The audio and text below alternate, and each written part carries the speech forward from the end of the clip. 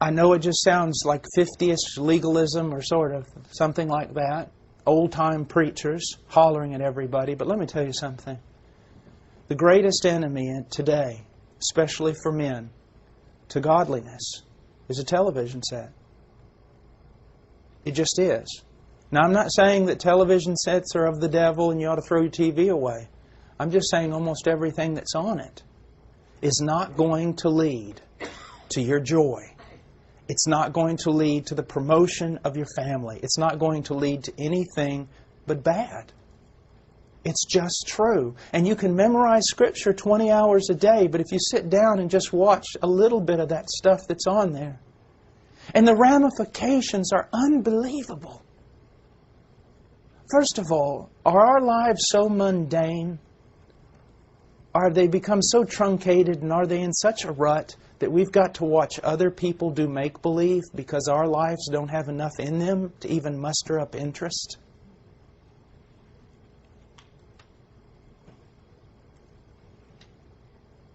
Do you know that most men are not passionate about their wives because of TV? And it's not because of football. It's because their wives are being compared to something, someone on that television set that's not even real. Cindy Crawford, she used to be a famous supermodel or whatever. I read an article where she said, Cindy Crawford doesn't even look like Cindy Crawford. And when they take a picture of her after that, then they nip and tuck with the computer, make her legs longer and everything else. But you see, men, when you look at stuff that's not real and then compare what reality is, you can't love the way you ought to love. You can't see the way you ought to see.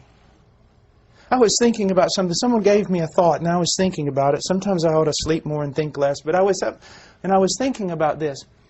I thought, I can't enjoy. Now just think about this.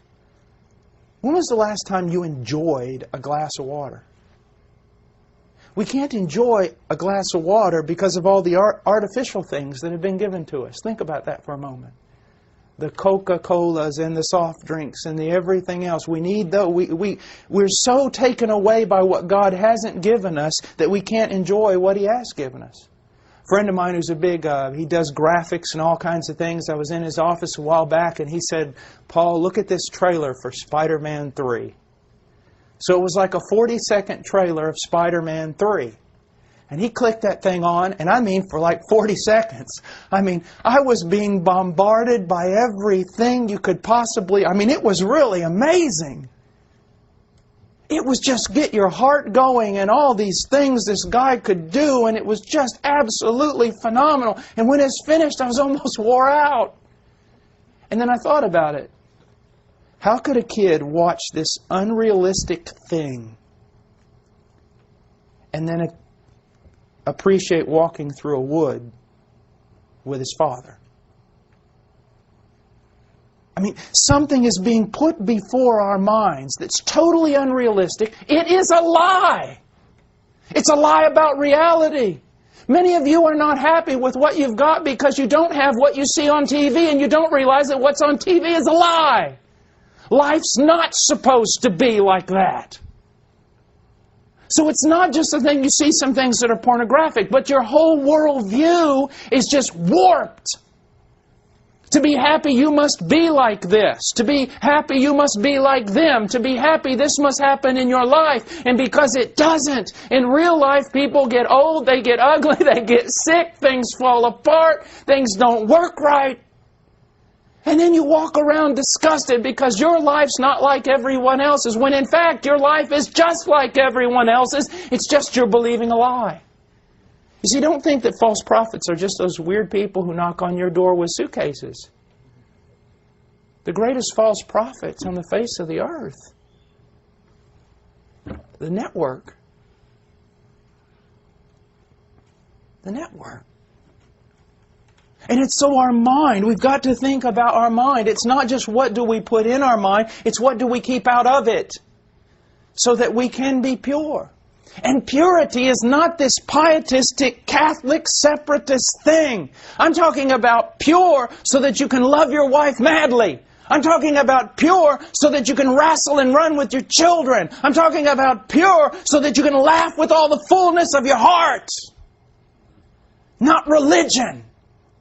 Not stifling, sick religion. But life.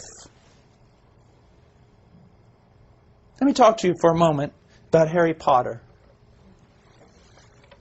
Just for a moment. Harry Potter is a rebuke to the church. First of all, you need to understand something about Harry Potter. The witches are Christian. Did you know that? They are. Now, what do I mean? Witches eat children. Okay? They do. But the witches in Harry Potter are really nice. So what they've done in order to make witches appealing, they've given them Christian virtues. But here's the thing about Harry Potter. A little child reads that book, watches it, and sees mystery, and marvel, and wonder, and adventure. Something to live for, to die for, something to be, something to experience, something to live out.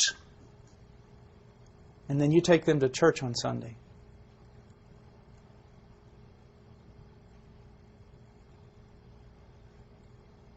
It's a rebuke. Where's the wildness and wonder of Christianity? How is it lived out in your home?